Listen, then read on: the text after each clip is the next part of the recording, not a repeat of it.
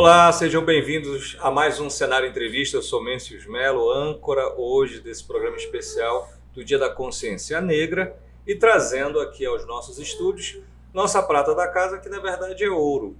As 3 das 4 meninas do Odaras, com a participação do Murilo, que está aqui com a gente, filho da Laila, ao lado da Laila, Luciana, à frente da Luciana, Carol. A Raíza não pôde vir hoje, mas o importante é que a gente está aqui para discutir um tema muito pertinente à sociedade brasileira.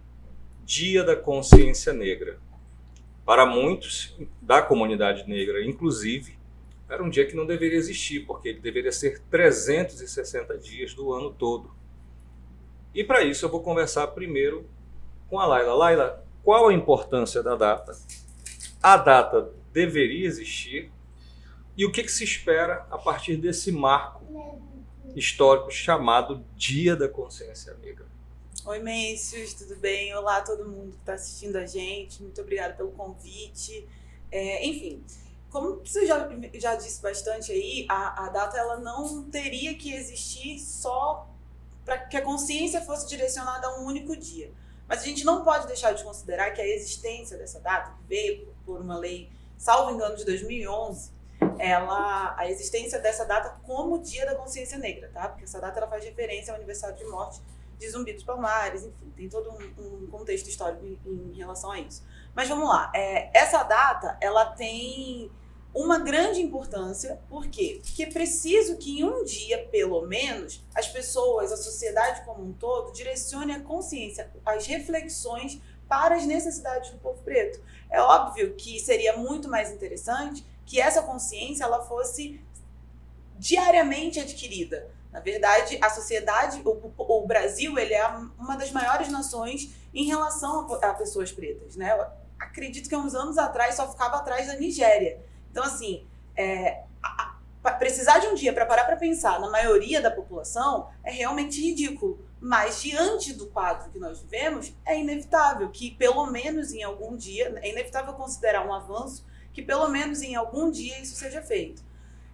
Sobre o fato de isso precisar ser feito várias vezes, eu acho que com o tempo a gente teve uma propagação dessas problemáticas que fez com que as pessoas percebessem a necessidade de refletir sobre isso mais vezes. Só que ainda falta busca. Então, assim, a importância dessa data é, naquele dia, como está acontecendo hoje, a gente sentar para conversar e refletir sobre isso.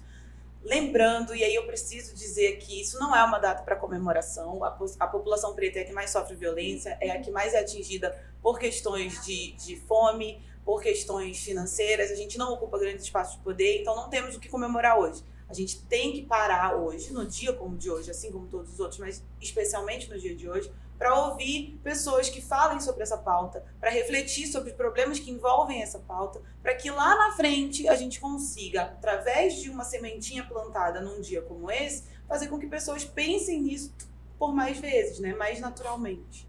Luciana, a gente tem estatísticas muito cruéis do ponto de vista matemático e muito mais cruéis ainda do ponto de vista humano e social. O que avançou e o que regrediu na sociedade brasileira, se é que a gente pode dizer que existem avanços substanciais, robustos, nessas últimas décadas, e especialmente nesses últimos 4 anos de governo Bolsonaro? Nesses últimos 4 anos, nós tivemos realmente uma regressão, né, nas pautas que são defendidas pelo movimento negro. E agora a gente está esperando esse recomeço, né? Vai ser uma reconstrução, na verdade. O presidente Lula ele vai ter essa tarefa de deixar, né, ter esses 4 anos para deixar o país como ele deixou lá atrás, quando passou, né, a faixa presidencial. Aí quando você fala de avanços, para nós da população negra, né, o movimento negro, a gente tem avanços que começam a acontecer no final do século passado, né, dos anos 90, início desse século, que são justamente essas políticas afirmativas, né, que são frutos aí de uma luta histórica do movimento negro, que acabam sendo ouvidas durante o governo FHC, né, que é um sociólogo que fez um trabalho, participou de pesquisas relacionadas a esse mito da democracia racial lá nos anos 50, e ele inicia esse processo, né? Isso quando se dá a marcha para Zumbi dos Palmares, em Brasília. E aí quem vai efetivar é o presidente Lula, né? A primeira lei que ele assina é a lei que cria a obrigatoriedade do ensino de história e cultura afro-brasileira, né? Coloca isso na LDB, modifica a LDB e assim, é uma lei que hoje, por exemplo, aqui em Manaus, ela não é cumprida por uma ingerência, uma influência da Câmara Municipal de Manaus, né, de vereadores da bancada evangélica, que praticam aí o racismo religioso, né? Porque quando eles não querem que se estude diversidades nas escolas, está muito ligado, sim, a essa questão de que tudo que vem da negritude é ruim, e principalmente a religião, né? Então, assim, a gente teve esses avanços, a lei de cotas, né, que possibilitou uma modificação nas universidades públicas brasileiras. Temos fraudes? Temos, mas isso daí não é um problema do movimento negro, é um problema das pessoas brancas que tentam tirar vantagem, né, de uma conquista, de um pagamento de uma dívida histórica, né? A cota no serviço público federal, não só federal, né, enfim, alguns estados também aplicam, dentre outras pautas, né? Então, assim, a gente está nessa caminhada. E eu acho que um dos maiores símbolos agora dessa retomada talvez seja a Fundação Palmares, né, que foi uma fundação criada para se cultuar, assim, para ter esse resgate, né, da cultura, da história brasileira. E durante esses 4 anos, teve uma pessoa, boa parte desses 4 anos, teve uma pessoa à frente que agia como um verdadeiro capitão do mato. Aliás, Capitão do Mato, para quem ainda não conhece esse traço triste da história brasileira, era um negro contratado, entre aspas, pelo senhor das terras para perseguir negros que fugiam em busca de liberdade. E, por muitas vezes, um homem cruel, até mais do que os senhores brancos, com sua própria gente. E o Sérgio Camargo, se não me engano, esse é o nome, tomou a frente da Fundação Palmares, um negro, uma das maiores contradições da sociedade brasileira, administrativamente falando, nos últimos anos. Um negro que perseguiu profundamente a própria Fundação Palmares. Carol, falando em perseguição, falando em realidades, nós temos uma realidade que nos saltou aos olhos nos últimos 4 anos, né? Darcy Ribeiro, Sérgio Freire lançaram as bases para o que a gente chama de o país do carnaval. O Brasil multicor, o Brasil alegre, o Brasil feliz, o Brasil sem preconceitos, mas a gente viu que bastaram 4 anos de governo para desmistificar mais de 80 anos, digamos assim, de um fundamento acadêmico brasileiro, que é esse país do carnaval. Em 4 anos de governo Bolsonaro, nós escancaramos o nosso racismo absurdo, escandaloso, concreto e verdadeiro nas redes sociais. Antes eram as notícias de jornal, mas as redes sociais possibilitaram que nós também nos víssemos nessa verdade. E é uma verdade, Carol, esse Brasil racista e preconceituoso. Acabou o país do carnaval. Eu acho engraçado quando a gente fala sobre o mito da democracia racial, a gente fala diretamente, acho que, sobre como que a nossa identidade enquanto pessoas pretas foi forjada, né? Porque por muitos anos eu era uma pessoa preta que falava, nossa, nunca fui vítima de racismo, nunca fui vítima de discriminação racial. E aí quando você começa a buscar algum tipo de letramento e você começa a entender, a compreender as sutilezas do racismo, né, que por vezes não são tão sutis assim, só porque a gente realmente não está atento, isso é muito cruel. E aí quando você começa a perceber como ele se estrutura dentro das instituições, dentro das universidades, eu era a única aluna negra na universidade onde eu estudei, eu era uma das únicas alunas negras nas escolas em que eu estudei em escolas particulares praticamente a vida toda, né? Eu fui a única pessoa negra em concursos que eu participei, enfim.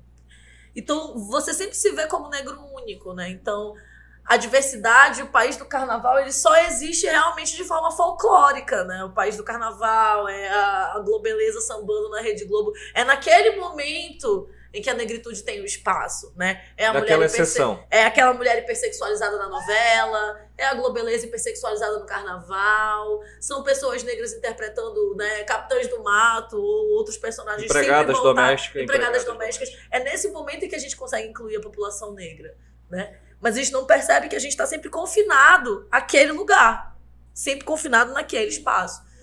Então, quando a gente fala de democracia racial, a gente não está falando de incluir por incluir, a gente está falando de incluir para que efetivamente as coisas se transformem. Eu não quero ter uma atriz na Globo para interpretar uma empregada doméstica, eu quero ter, de repente, uma diretora de novela negra, eu quero ter uma diretora de produção negra, eu quero ter não só um galã de novela das 8 que vai aparecer sem camisa, mas eu quero que esse galã seja, de repente, um intelectual.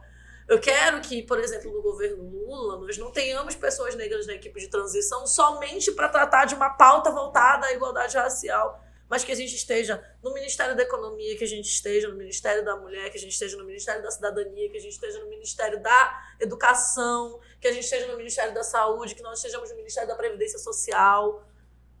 Porque todas essas áreas e todos esses setores afetam a nossa vida e afetam a nossa existência. Então temos que ter pessoas pretas ocupando espaços nesses lugares para promover a equidade. Então, o Brasil é um país profundamente racista. E esses últimos 4 anos, acho que assim, escancararam o que já acontece há mais de 400 anos.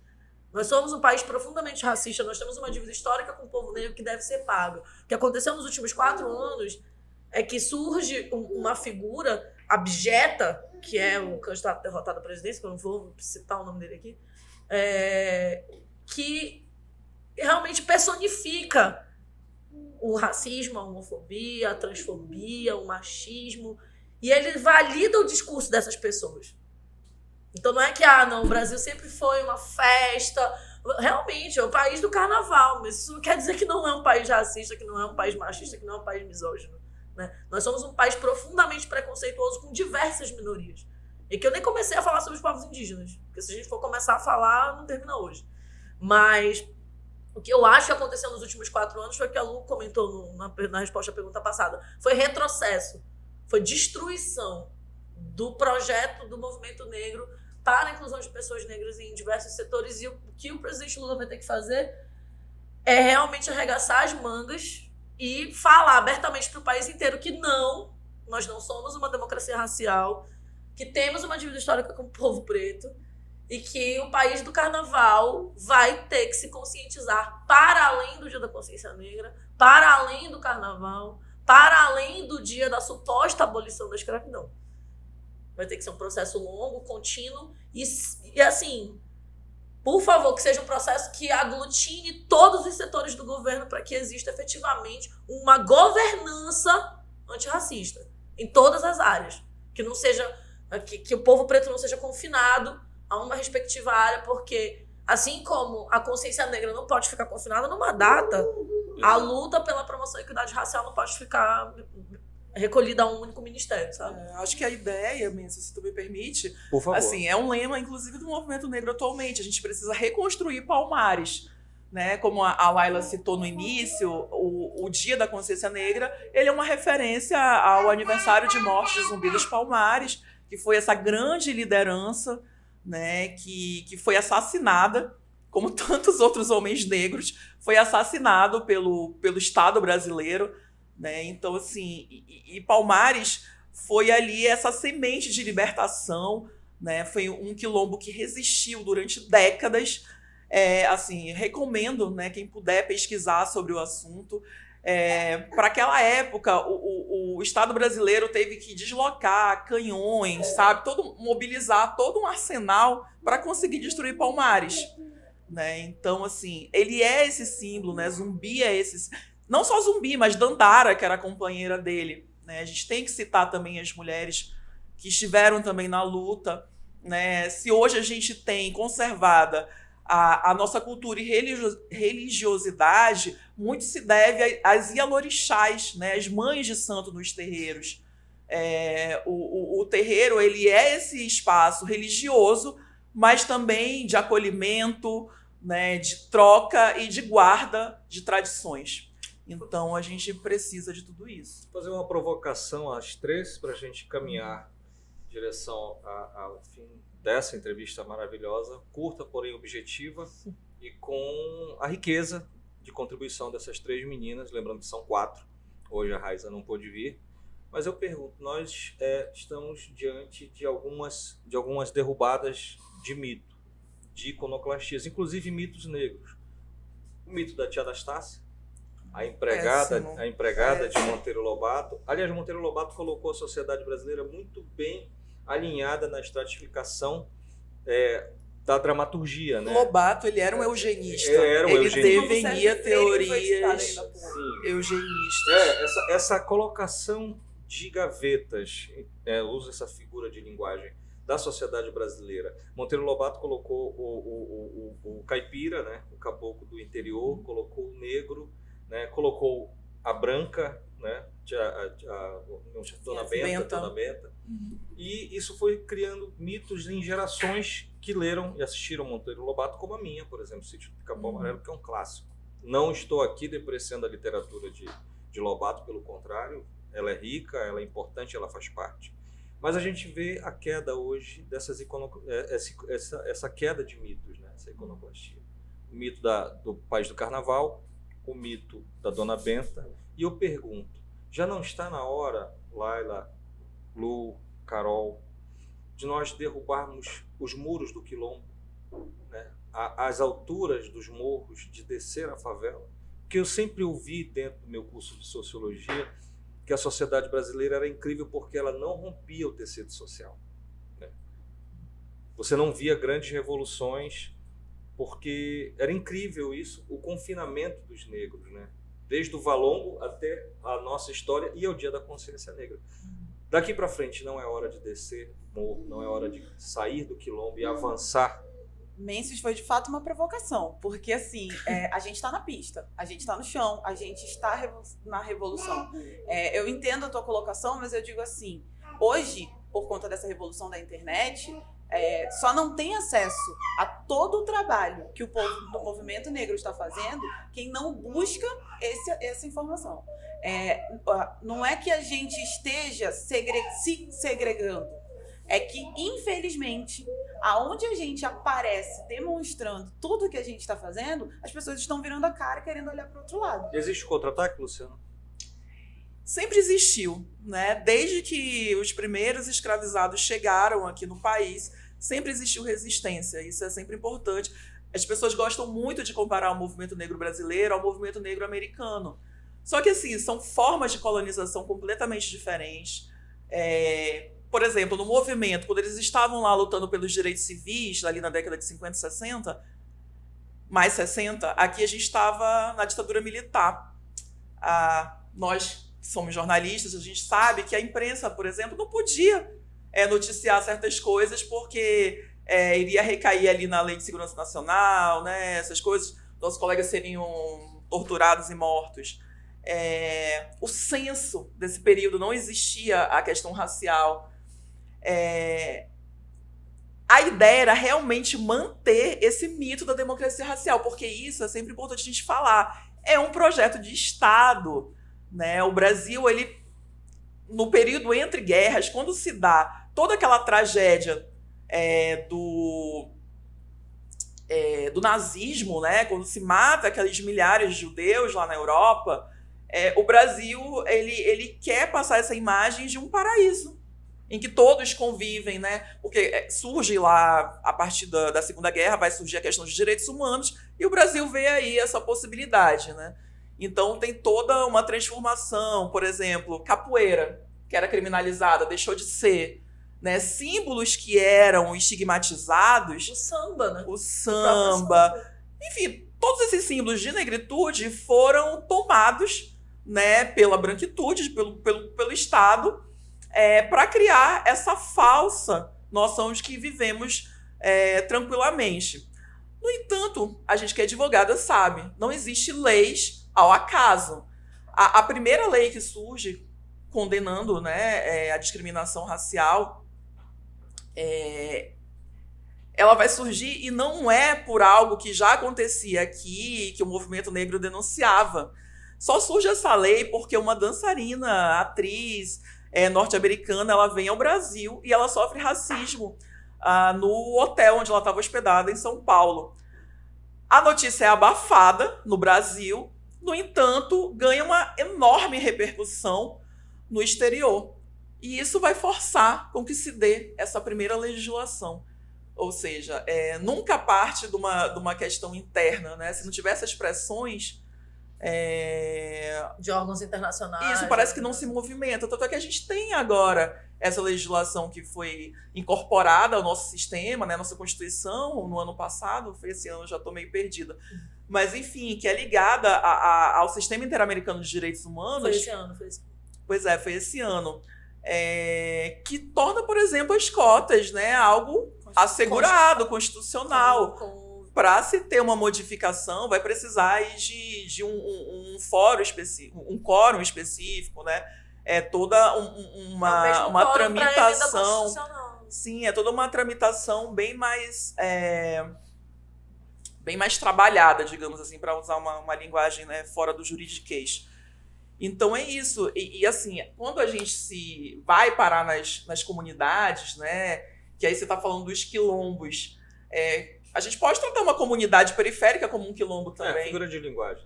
Eu sei, eu entendi que foi uma figura de linguagem, mas assim, a gente foi parar nesses espaços por uma exclusão, né? Quando se assina a Lei Áurea, já tem uma lei de terras que proíbe que a gente tenha acesso a terras, o que não aconteceu com os imigrantes europeus que para cá vieram, eles receberam terras e dinheiro e várias outras estruturas para aqui crescerem, por isso a gente vê hoje grandes empresários, né, que se orgulham das suas origens europeias, principalmente italianas. A gente sabe que tem aqueles italianos bem ricos lá em São Paulo, por exemplo, que é a capital que domina economicamente esse país, enquanto que a gente está aqui na luta pelos direitos assim mais básicos possíveis, né?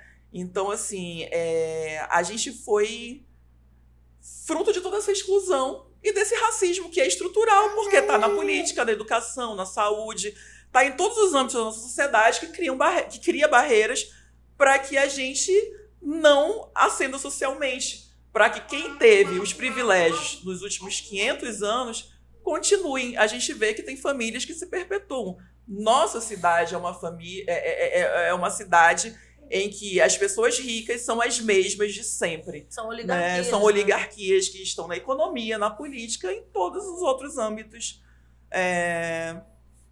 onde se tem o poder, né? E Lu, eu gosto muito quando você menciona essa questão do aquilombamento, porque os quilombos são ferramentas de sobrevivência.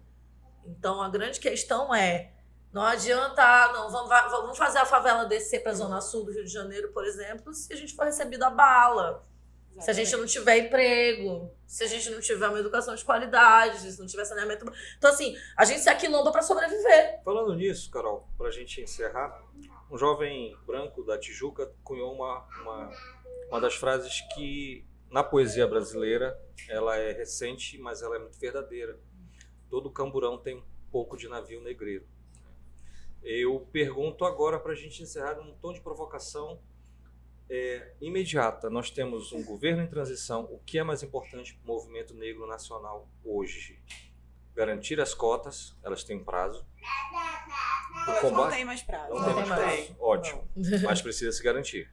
Porque não significa que elas existirão na prática se não houver luta. Eu acho que a gente precisa de... O combate à violência, que massacra a comunidade negra, ou o acesso à moradia.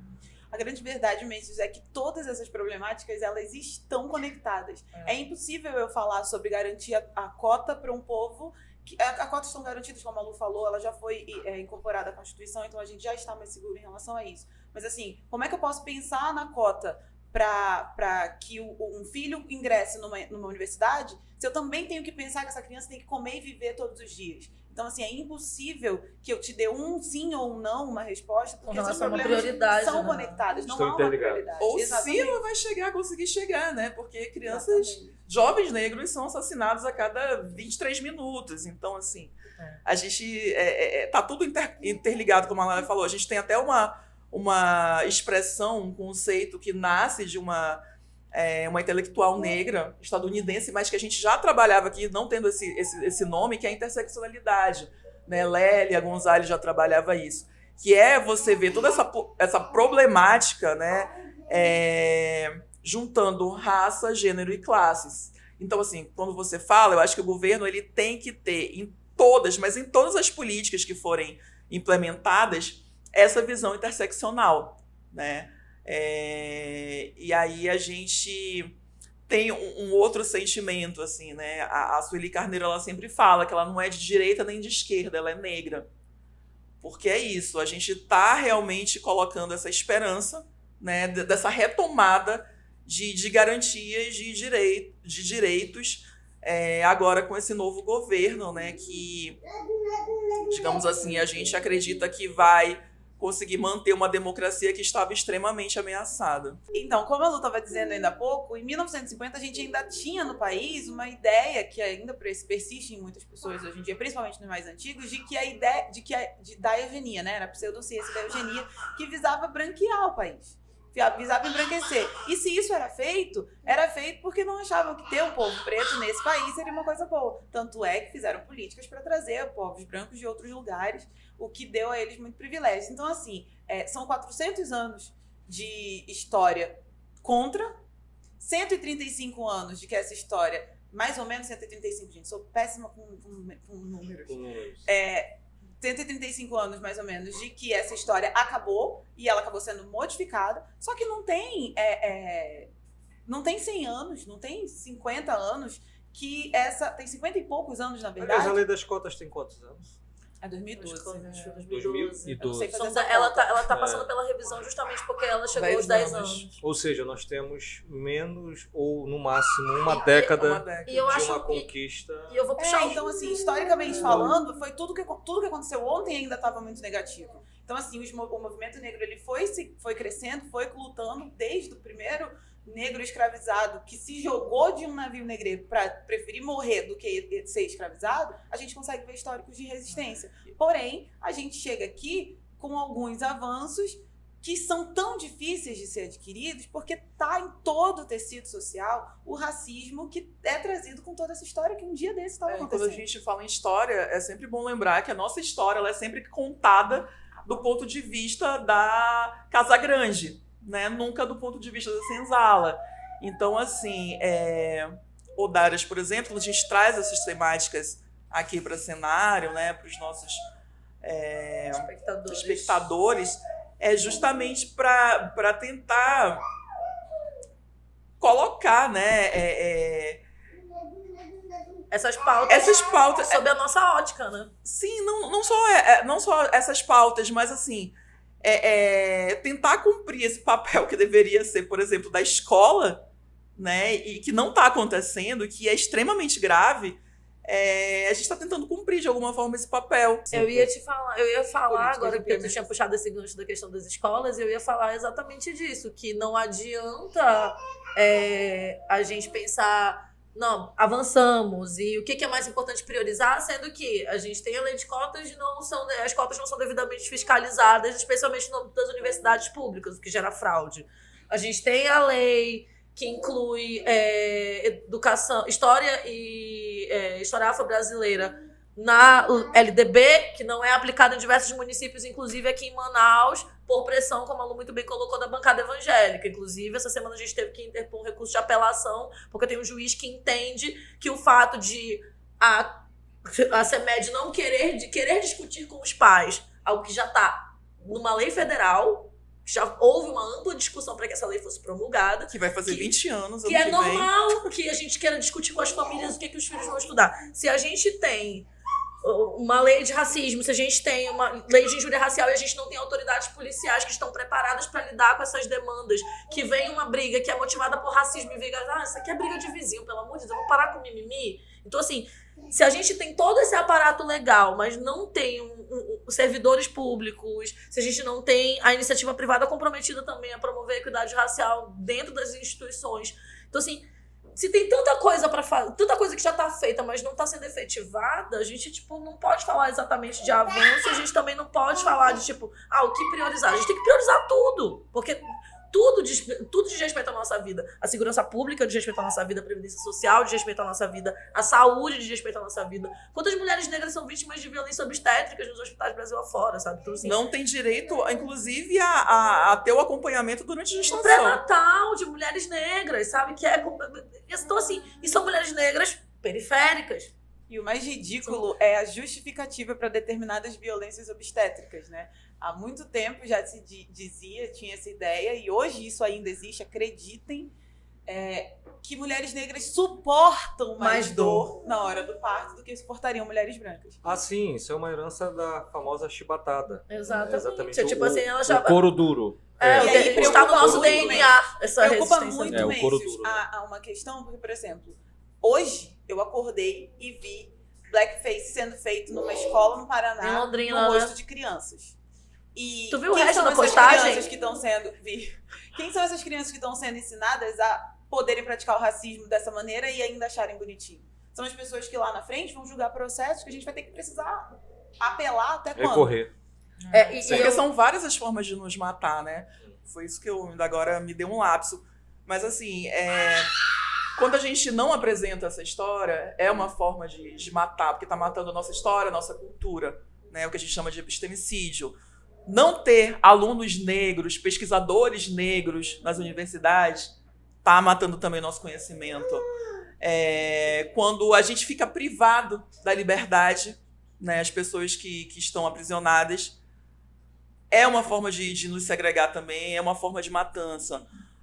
Quando a gente não tem acesso aos direitos mais básicos e, por isso, entra num processo de depressão grave, né, e desenvolve uma doença mental, isso é uma forma de nos matar também. Então, assim, quando você fala de genocídio da população brasileira, genocídio da população negra brasileira, é realmente num aspecto muito amplo. E aí cai no que as meninas estavam falando. Todas essas pautas de direitos, né, fundamentais são pautas do movimento negro, porque a gente tá na base ainda da sociedade, né, tá alheio, tá excluído, né, de todas essas garantias que deveriam ser fundamentais, mas que não chegam até o nosso povo. E eu vou só fazer um último adendo com relação a essa postagem. Essa escola é uma escola de Londrina, tá? E esse blackface foi feito em comemoração ao Dia da Consciência Negra. Era uma atividade escolar e que já aconteceu em aqui em comemoração ao Manaus. Dia da Consciência Negra. Então, assim, Pra que ficar mais consciências ridículo. são essas, minha gente, sabe? Tá tudo muito errado. Então, assim, vamos realmente pensar. E que bom que quando eu abri o post no feed da escola, todos os comentários eram: como assim? Blackface, Dia da Consciência Negra, vocês não têm noção, que escola é essa? Isso não passou por uma equipe psicopedagógica. Então, assim, a gente tá vendo pessoas brancas fazendo esse movimento de realmente cobrar, e de pessoas negras encampando também esses... Porque, assim, querendo ou não, o racismo é um problema da branquitude, são vocês que têm que resolver.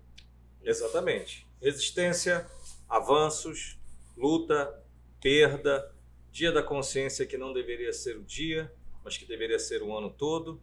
Esse foi o debate do Cenário Entrevista de hoje, entrevistando essas meninas maravilhosas, eu, um homem pardo, né, conversando com 3 negras, vendo e ouvindo a reação de pessoas brancas nas redes sociais. Temos esperança, esse país pode mudar para melhor. Estive aqui com Laila, Luciana, Carol, o pequeno Murilo, e esse foi o Cenário Entrevista do Dia da Consciência Negra. Se Deus quiser, um país melhor para todos nós, com todas as consciências do mundo. Até a próxima.